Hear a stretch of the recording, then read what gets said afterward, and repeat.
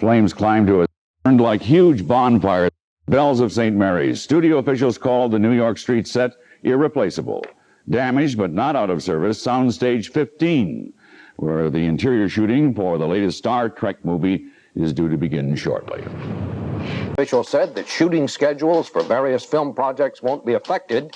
What was lost, Linda Douglas explains, was a piece of history. For the most part today, it was business as usual inside the iron gates of Paramount Studios.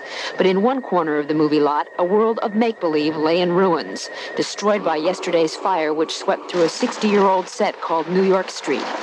Fire officials believe it started in a false front tattoo studio, burning quickly through the old wooden sets and shooting sparks into the cemetery where Rudolph Valentino and Tyrone Power are buried. Mary's in Going My Way. It was one of Paramount's most popular avenues, later used in Chinatown and The Godfather. Was Milwaukee in the 50s, and for The Godfather, it was turn-of-the-century Little Italy. At Paramount Pictures, they called it New York Street. Yesterday, it was fire, not fireworks, that destroyed the brownstones and boulevards of New York Street. Flames roared through the old wooden sets and giant sound stages of the last of the major studios still located in Hollywood itself. Well, how did we get around? The fire broke out in the false front of a make-believe tattoo parlor on a make-believe street, one of several street sets that went up in flames. No one knows yet what started it. Only one film was in production at Paramount when the fire broke out. Cast members of Star Trek III helped keep the flames from destroying their set. Another soundstage was damaged. At one point, the fire crossed into a cemetery behind the studio, the resting place of such stars as Rudolph Valentino. Valentino's fate had been intertwined with Paramount before. As the Sheik, he was one of the studio's first stars.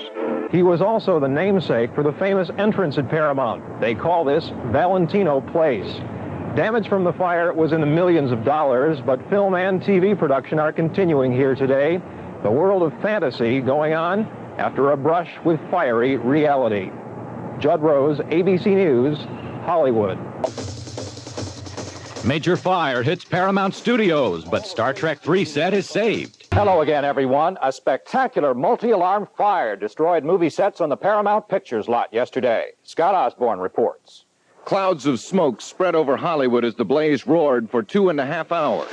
One fire inspector termed it a 250,000 square foot bonfire. More than 200 firefighters rushed to the Paramount lot.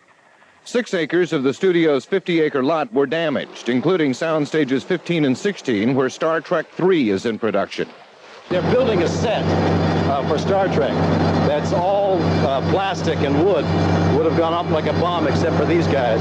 And some of our... I beg your pardon? Set is saved. And some of our guys were in there before they came, 3 seconds away from losing it. Over there was on fire. All the spaces you see was on fire.